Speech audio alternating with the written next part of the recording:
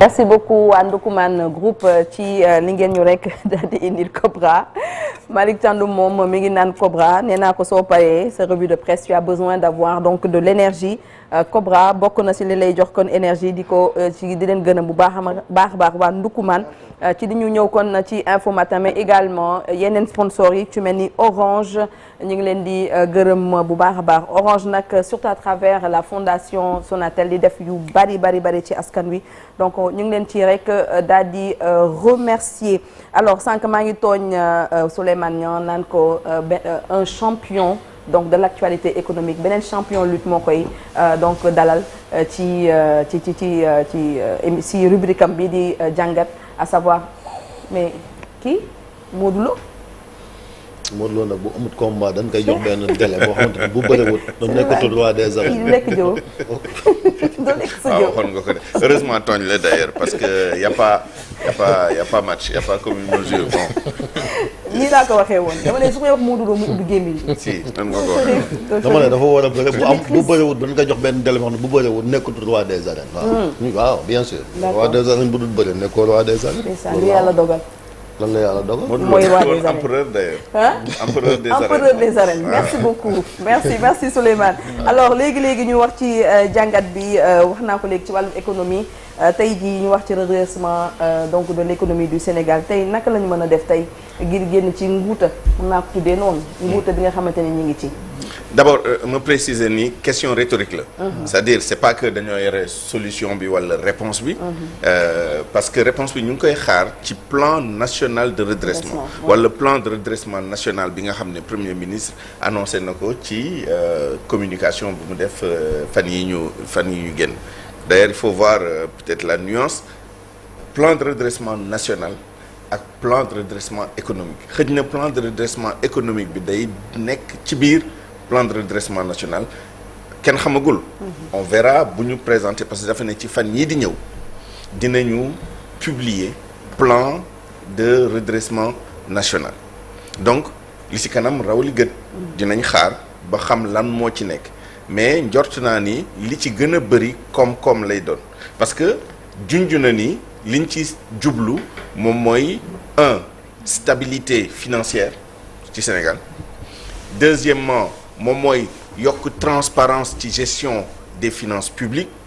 beneen bi moom mooy gën a dëgëral kóolute bi nga xam ne moo war a dox diggante citoyens yi ak état bi ak diggante partenaires financiers partenaires techniques yi ak état bi entre autres mais boo xoolee loolu yëpp lu ci gën a bëri koom-koom la question rhétorique la parce que liñ ci gën a jublu moom mooy laajte ban plan de redressement encore parce que quand même depuis bi ñu jëlee nguur gi ba léegi y a eu beaucoup de choses mais li ma ciy taxaw rek mooy ñaar benn bi déclaration de politique générale premier ministre en décembre 2024 commencé woon na déjà wax redressement parce que dafa ne dañoo ñëw li ñuy njëkk def moom mooy def situation li ci topp moom mooy def redressement li ci topp mooy poser les bases pour l'avenir loolu nekkoon annonce su agenda national de transformation mooy vision Sénégal 2050 léegi boo jëlee loolu yëpp notamment li nekk ci plan d'action bi nga jël master plan de 10 ans bi nga jël vision à long terme bi Sénégal 2050 bi normalement les éléments sont là-dedans maintenant nag démb boo dégloo par exemple président en conseil des ministres dafa nekk quand même situation sans précédent situation économique sans précédent moom nag ci redressement économique bi la gën a taxaw situation économique sans précédent ça veut dire que xel mën na jàpp dans le cadre de la logique jubal jubanti parce que redressement mooy jubanti maintenant c'est pas séquentiel parce que bu doon dafa séquentiel du tey la ñuy wax redressement un an et demi de pouvoir régler woo ba pare jubbanti jubal ba at bu ci topp après jubbanti non c'est en même temps mais lu mu ci mënti doon tey jii quel plan de redressement économique lu wuute ak li ñu waxagum fii ba léegi mooy ñett yi benn bi moom mooy rationaliser dépenses yi notamment les charges courantes les dépenses courantes de l'État dépenses ordinaires yi fay salaire les achats de biens et services et cetera ak les dépenses d'investissement les dépenses en capital moom mooy transfert yi nga xam ne dañ ko doon def collectivité locale yi pour ñu def seen ay investissement ak investissement yi nga xam ne état bi moo koy defal boppam rationaliser tout ça démb xaw nañ ko junj tuuti par exemple rationalisation opérationnelle bi président wax par rapport ak instruments yi nga xam ne ñoom ñooy financer économie du Sénégal FONSIS CDC FONGIP DER FJ et cetera loolu dimension la ci beneen pàcc bi moom mooy yokk recettes yi élargir assiette fiscale bi. élargir mooy plan yaatal bi. élargir plateau assiette fiscale bi taxer les services numériques. Faire plus coopérer digitaliser globalement faire plus coopérer et communiquer les administrations douanières et fiscales y compris les domaines et tout ça gis ngeen campagne bi ñu lancé actuellement jusqu'au 10 juillet pour que ñi nga xam ne nekkuñu woon en règle moom mooy les propriétaires d'appartements les propriétaires de maisons les héritiers qui bénéficient du paiement de loyer de biens dont ils ont hérité et cetera pour ñu régulariser wu sous peine d'ailleurs bu ñu ko deful que ni après moo am ay sanctions y compris ñu saisir seen ay biens yooyu yëpp day contribuer ci loolu beneen bi ci des bi moom mooy boo xoolee bii xool bële différence bi moom mooy le déficit mooy dette bi xool tamit nan la ñu rationaliser wàññi dette bi gestion active dette bi moom fu mu toll nii moom gestion active rek nga mën a def moom mooy di lebu à de meilleurs taux di fay taux yu bon yi di xool au fur et à mesure nan ngay wàññee gab bi mooy suul bukki wala waaw suul bukki c'est une forme de caractérisation mais gestion active de la dette dafa am non seulement au niveau des États dafa am sax ci entreprise moom mooy bu jamono neexee en termes de taux nga lebu pour fay ay bor yoo xam ne taux yi baaxul woon loolu day améliorer ce profil dette yooyu yëpp day am mais lu tax ma junj ñetti pàcc yooyu moom mooy que ni boo ci mënti jël trajectoire bu ñu nekk bi wuute na ak trajectoire bi ñu bëgg bi moom mooy dépenses yi au lieu que muy wàññeeku day gën a yokku recettes yi au lieu que muy gën a yokku bon globalement mën nga wax ni day yokku mais dañuy def ay contre-performance gis ngeen ko ci le rapport trimestriel d'exécution budgétaire yoo xam ne atteindre ñu objectif en termes de recettes au contraire dafa wàññeeku donc dette bi ñu ne woon ñu 99,7% du PIB aujourd'hui ñu ne ñu 117% ou 119%. 119. Après c'est logique. Voilà pourquoi d'ailleurs la question de l'audit complet de la dette on attend de voir lan la quoi mais après il y a une petite logique derrière. Si vous vous rappelez bien Cour des comptes ci avertissement yi ñu defoon seen rapport dañoo ne woon quand même ñoom li ñu liggéey moom mooy dette administration centrale dette collectivité territoriale yi bokk ci woon dette secteur parapublic bi bokk ci woon donc mécaniquement bu amee kenn ku ñëw yokk ci dette ñooñu et yàlla xam na ni dot bu am solo bu diis la c'est normal qu'on dépasse largement les 99,7%. Maintenant on nous parle de audit complet pour man voilà ça pose problème mais on verra bien la ñuy tuddee audit complet mais ce que je veux dire moom mooy aujourd'hui les éléments d'un plan c'est ça bien naturellement mais il n'y a pas que ça il y a aussi tout ce qui a été évoqué hier en Conseil des ministres climat des affaires indi confiance mooy boobu ñu wax noonu diggante les citoyens mais aussi les partenaires climat des affaires buy favoriser nit ñi ñëw dugal seen koppar biir Sénégal te loolu ci confiance la lalu loolu ci gëm ni ñu téye koom-koom bi mucc na ay ba nga xam ne dinaa sañ a dugal sama xaalis waaye un dernier point balaa ma lay bàyyi El Hadj Malick moom mooy li nga xam ne aussi annoncé nañ ko en espérant que bu ñu def bilan à la fin de l'année li ñu waxoon ci budget bi dinañ ko def moom mooy rembourser la dette intérieure et les arriérés de paiement parce que yooyu yëpp boo ko réglewul mënoo am redressement te redressement bi aussi dafa laaj aussi convergence on a eu beaucoup de de choses. On a eu des assises, on a eu des concertations sectorielles avec toutes les parties prenantes, syndicats yi, business bi, politique yi, partenaires sociaux yi, etc. Redressement mënul am te loolu consolider wuñ ko, éventuellement même politiquement, parce que c'est pas qu'un débat économique, c'est aussi un débat social et politique. Bu ñu bëggee am redressement, le minimum de convergence dont on a besoin, politique bi dimension la si, mais c'est pas l'objet. L'objet ici, c'est vraiment toutes les parties prenantes, notamment au plan économique, muy partenaires sociaux yi, employeurs yi, investisseurs yi, etc.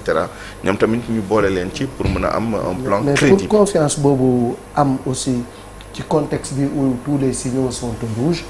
dina xaw a difficile parce que dafa ci am ay wax yu nga xam ne dafay ragalloo ku bëgg a ñëw. Ndax bu ñu déggee le ministre de l'économie et des finances wax ni bateau bu nga xam ne gaal gi daa bënn fu ne loolu ça n'inspire pas confiance. Quand le président de la République wax ne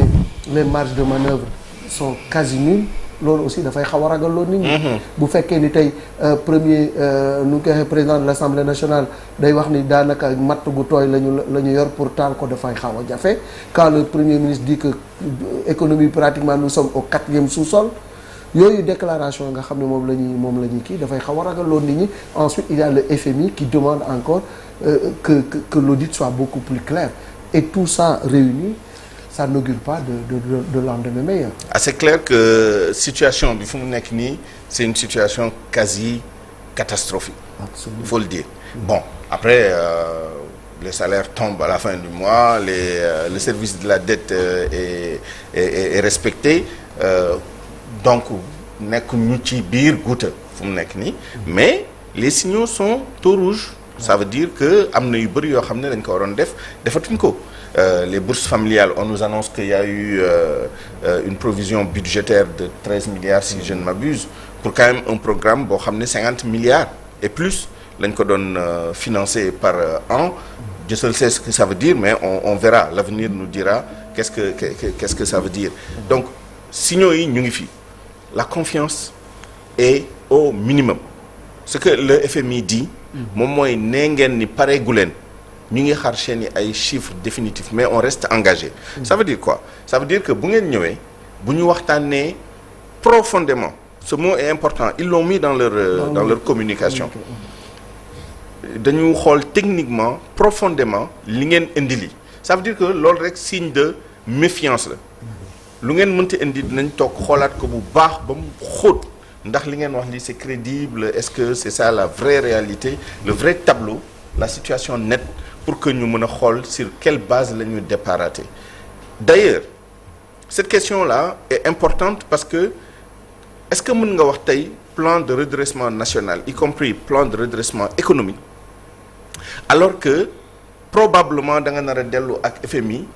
war a waxtaan ak ñoom ci loo xam ni plan lay nekk aussi parce que FMI programme ngay wax ak moom programme bi day amay réforme. En fait le plan de redressement loolu la c'est pas que des mesures économiques, financières, budgétaires, etc. Il y a aussi des réformes, la question des subventions, la question tout le mantra là du FMI, transparence, bonne gouvernance, lutte contre les flux financiers illicites, lutte contre la corruption, réduction des subventions, notamment dans le domaine de l'énergie. Évidemment, ils ont aussi un volet légèrement social, mooy les filets sociaux là, les transferts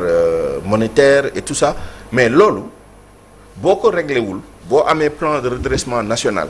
amaana boo delloo di waxtaan ak ñoom à moins que nga jàpp ni doo dellu waxtaan ak ñoom. Mais de ce point de vue là aussi il faut que mu am cohérence entre les différents pôles du pouvoir, notamment entre le président de la République en tant qu'institution, c'est pas la personne, institution bi ak le gouvernement à travers le premier ministre. Parce que président d'ailleurs dans quelques jours dina dem États-Unis dans un mini sommet boo xam ne Donald Trump moo ko sàkku ak juróomi réew ci Afrique dont le Sénégal. Mais pour l'instant on ne sait pas, nee nañu ça va plutôt porter sur des questions commerciales. mais jësal see bu ñu demee foofu lan la leen di Donald Trump ñëpp xam nañ ko léegi lan lay teg ci kaw table bi. loolu ban influence lay am ci plan de redressement national boo xam ne on nous l'annonce dans les prochains jours ça veut dire que pare na ou pare na presque. ban influence la discussion ak Sénégal ak FMI di am ci plan de redressement national boobu en termes de conditionnalité et d'ailleurs il est presque impossible aujourd'hui d'avancer sans le FMI pourquoi Ousmane Sonko ci boppam premier ministre monsieur le premier ministre moo ko waxal boppam bi mu demee Chine wax nañ ko ay projets yoo xam ne dañoo arrêté financement bi l'autoroute à péage Mbour Fatick Kaolack